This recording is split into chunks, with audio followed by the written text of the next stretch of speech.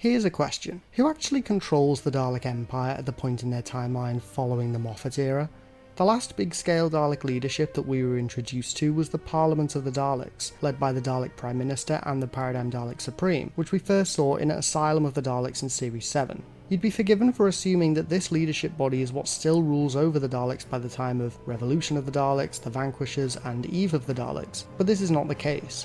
In fact, most sources seem to indicate that the Parliament of the Daleks didn't even survive Matt Smith's tenure as the Doctor, never mind the Moffat era as a whole. Originally, the 11th Doctor would have had another series following Series 7, and by all accounts, this series would have focused on Trenzalore. Fans speculate that, because Matt Smith announced his departure as the Doctor, Moffat truncated his ideas for a Series 8 featuring the last adventures of the 11th Doctor into a single Christmas special, The Time of the Doctor. If this supposition is correct, it explains why Moffat seemingly waited until Matt Smith's final episode to wrap up many of the elements of the plot lines running through his era. The Silence Arc, Who Blew Up the TARDIS, The Church of the Papal Mainframe, The First Question, and many more plot lines from throughout Series 5, 6 and 7. But what does this have to do with the Parliament of the Daleks? Well, according to several source books published by the BBC that relate to the Daleks, the Parliament of the Daleks was destroyed by the Doctor's regeneration energy over Trenzalore. This ship that we see in The Time of the Doctor is in fact the Parliament of the Daleks, and the Dalek voice that we hear booming out of the tannoy is the same Supreme Dalek from Asylum of the Daleks. But what about the Dalek Prime Minister, you may ask?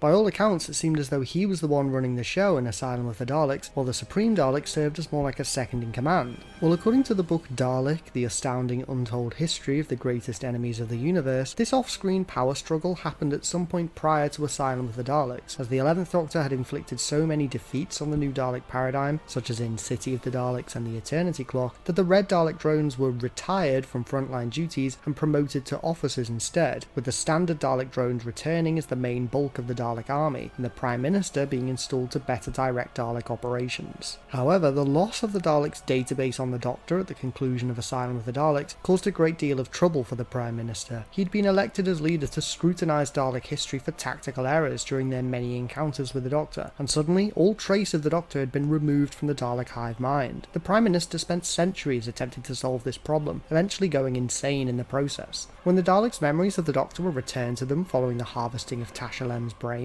the Dalek Prime Minister dashed itself against its glass casing. The Supreme Dalek then declared the Prime Minister unfit for purpose, exterminated it, and took over the Parliament of the Daleks, becoming the leader of the new Dalek paradigm once again.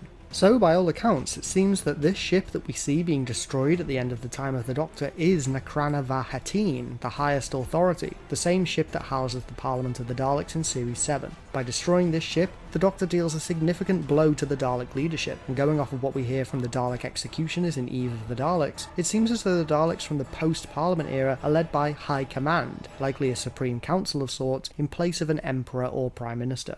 Following the destruction of the Dalek Parliament, we have not seen a single Paradigm Dalek, so it could be that the entire cast was wiped out at the conclusion of the Siege of Trenzalore. It is worth noting, however, that the Eternal Dalek was nowhere to be seen in the Parliament, so there is a chance that at least one Paradigm Dalek survived. Whilst it is unfortunate that we will likely never see the Paradigm again, it is noteworthy that, thanks to the canon fixing of this particular Dalek sourcebook, the seemingly disconnected Dalek-related elements of the late 11th Doctor era actually amounted to something. Sure, the Daleks forgetting the Doctor may have been a seemingly pointless contrivance, but it has now been recontextualised as the beginning of the downfall for one of the most unique Dalek leaders ever put to screen. This giant Dalek ship looming over Trenzalore now has some narrative significance, and the Doctor's regeneration wiping out this ship now seems more epic, as he is not just wiping out the Dalek fleet, but he is also destroying the entire Dalek leadership.